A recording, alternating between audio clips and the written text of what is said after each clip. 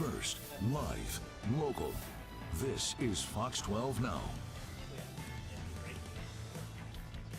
Hello, everyone. This is Fox 12 Now. I'm Greg Nibbler. As always, we appreciate you joining us. We are live streaming here out of the Fox 12 Oregon newsroom, and this is where I am most weekdays starting at 1 o'clock. But on occasion, we also get to get out of the studio, and that's what this next segment is going to be featuring. It's an interview with a mermaid, Una the Mermaid. Now, if you've been around Portland for a long amount of time and you've been down to any kind of festival on the waterfront or a lot of different ones that go on around here and beyond, you may have run across Una the Mermaid in her custom-made tank of water, holding her breath for an unholy amount of time, which is amazing, and just seeing this performance. So this is one of the unique characters and people around this city and region that we get to be around. And Una, we went out to interview her, and then also took a trip to the Sirens Ball, an annual event that takes place here in Portland as well. We talk about a lot of things during this interview, so let's jump right into it.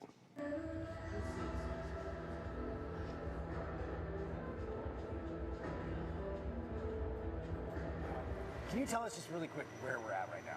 We are at the Aquatic Sports Dive Shop, which is a wonderful epicenter here in the city of Portland, a locally owned dive shop that has a long history in Portland, and is also where I teach swim classes. Nice. Well, tell us about Una. Like, how did this all start? Oh my gosh.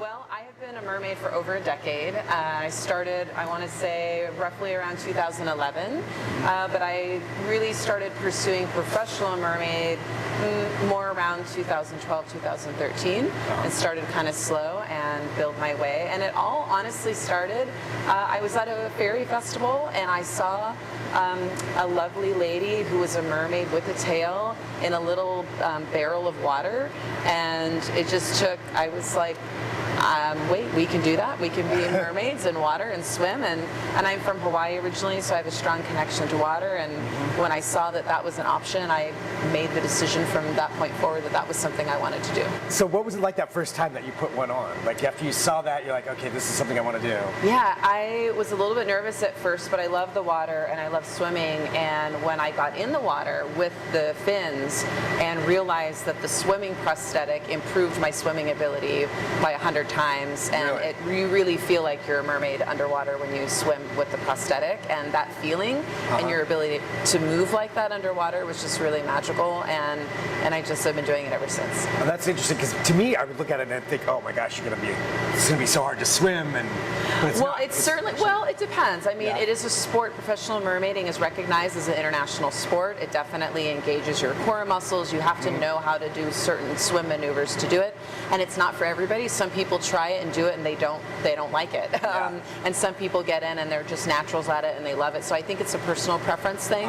But for me, I found it easier than swimming as a human. I find that I don't swim as gracefully when I'm a person. Now you're used to this, yeah. And Well, I mean, you're talking about mermaiding, and just I have to ask this too. So you said, 2011, 2010, not as popular. Now it seems like there's a lot more people that are doing it. What do you think it is about? Is mermaiding the right term?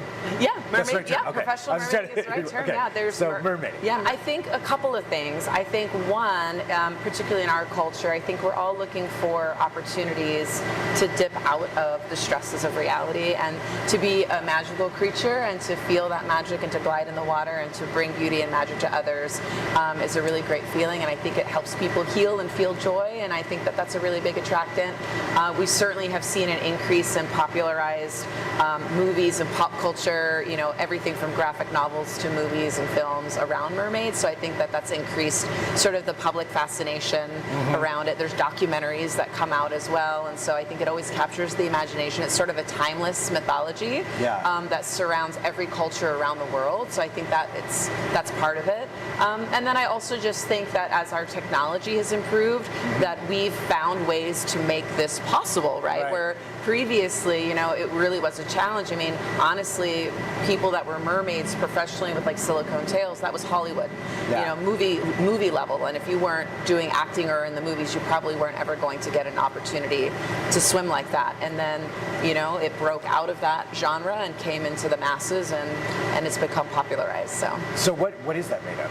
Well, this is a fabric tail made of neoprene. Okay. So it's a swim fabric, thinner fabric, stretchy, very comfortable. And then inside I have a Mertailor Fantasy monofin, which is made of pure silicone, and it's heavy on land, but really good in the water. Okay. Heavy on. Okay, interesting. Something you just mentioned there, about mermaiding is, that escape, but also bringing, that kind of sense of amazement for other people, which I've seen you before, and it was pretty incredible. I was down on the waterfront, and I'm like, there's a mermaid in a tank over there. What is going on? And it was really awesome. And for you, I guess, what brought you into that side of things, like actually having a tank? Sure. Well, I love engaging with people, and I love creating this experience where people could feel as though they were encountering something from another world. Yeah. And they're transported into sort of this magical realm. And I remember how I felt when I saw my first mermaid in real life, and how that brought me back to my inner child, and how I just brought a sense of pure joy, and I wanted to somehow capture that and recreate that feeling for others. And I think that the tank, what I enjoyed about that was, and I've certainly swam in pools, and I've traveled with like pop-up pools and created that experience for others, but I think it's different when you're in the tank because you're completely submerged underwater. You do not communicate. In a pool you can pop up and talk with people, and it's easy to break character, but I think when you're behind the glass, it does create sort of this otherworldliness where there's a divide, and it's very clear that there's this world and the outer world, and you're bridging these two worlds. And when children and families come up and they touch the glass, it's this moment of bridging those worlds for a moment. And I think also the ability to see a mermaid fully in her entirety, swimming around and getting to see what that actually looks like is art to me. It's an aesthetic, ambient art that I like to create, and I wasn't sure how it was going to be received, to be honest. I was very nervous, and also you're putting yourself on display for everyone to view in a very close-up way. Very much on display. Very much on display. But children and families, they loved it, and they were just, I've had people actually be brought to tears because they just were like, this feels very real to me. I'm seeing a real mermaid. And I love being able to provide that experience. It was very otherworldly, seeing something like that, and seeing all the kids running up there, and then adults standing back just with the kids, kind of like, oh my gosh, this is crazy. Well, how do you go from, you have the tank, you got all this, and then a festival? Yes. And so much that goes on with that. So tell us about the festival. Sure. Yeah. So 10 years ago. 10 years. We're celebrating our 10-year anniversary this year, which is really hard to believe. But it started with just me and my little local mermaid friends in Merpod that we just said, hey, we want to get dressed up and celebrate the fact that we're mermaids and go along the waterfront. And, we thought, well, we'll just send an invitation out to Portland and see if other folks would be interested. And our first year, we had 500 attendees show up. Wow. And it blew us away. And we had no idea that it would be that popular. And each year, we've just sort of done the event, and people come. It's been 10 years, and when I look back on it, it's been really wonderful, and our ability to sort of grow and develop.